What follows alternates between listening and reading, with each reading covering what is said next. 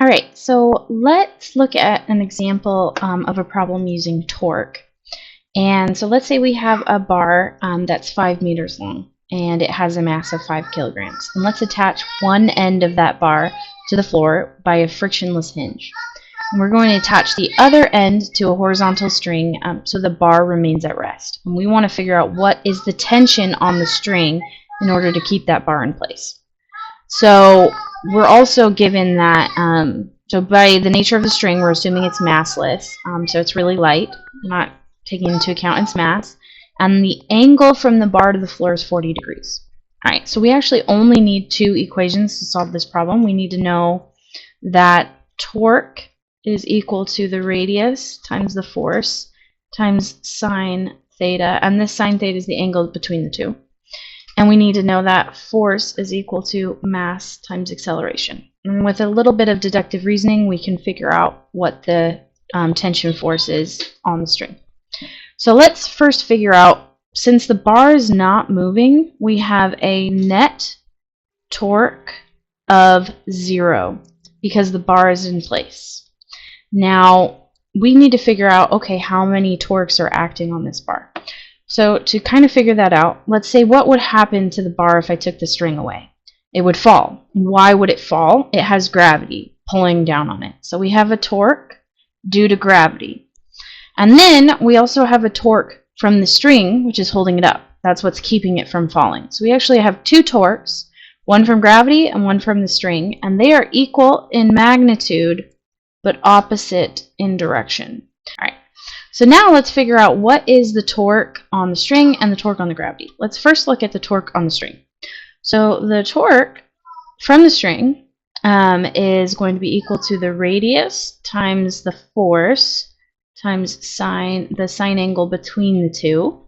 Now, what is the radius and what is the force? And also, what is the angle, right? So the radius in this case is actually going to be the length of the bar. The force is actually going to be the tension force from the string, which is what we're looking for. So we're going to remember that because we're going to set that up at the end. And the sine angle between the two is this angle right here.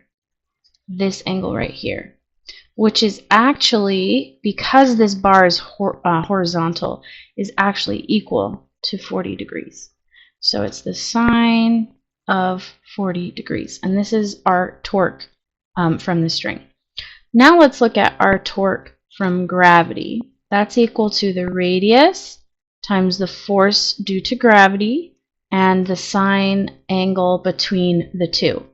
Now this one is a little less straightforward, but let's break it down first by looking at the force for this. It's the force due to gravity, which is equal to the mass times the acceleration.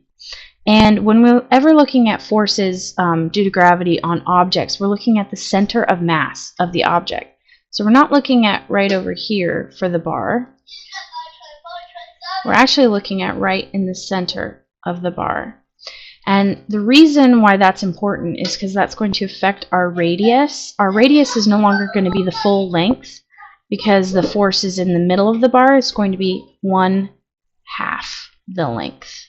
Right, so that's our radius. So, and yeah, so that's our radius, sorry, before we jump forward. Now, the angle force between the two is this angle right here. Now, what is this angle? We'll call this theta.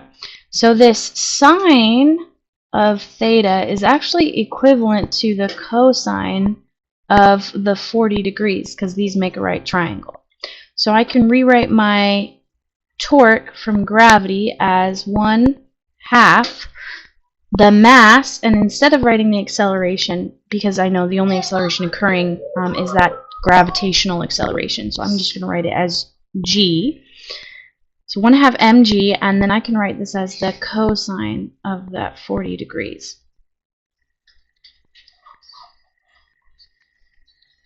So now I can set the two equal to each other. So I have the length, the tension on the string, the sine of 40, and that is equal to 1/2.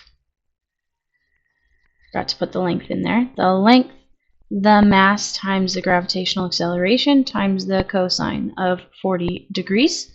And I'm going to just get the tension of the string by itself on one side of the equation. So that's 1/2 LMG cosine 40 over L sine 40. The length cancels. So the length is independent. The torque on the string, or sorry, the tension on the string is independent of the length. It does not matter. So this simplifies to 1/2 the mass times gravitational acceleration, and then cosine over sine is cotangent of 40 degrees. So this is our algebraic representation of the equation. Now if I plug in my variables, I get 1/2 times the 5 kilograms times 9.8 meters per second squared times cotangent, and if you're using a calculator like mine, you're going to want to times it by 1 over tangent of 40 degrees, and you get 29.2 newtons, roughly. And that is the tension in the string.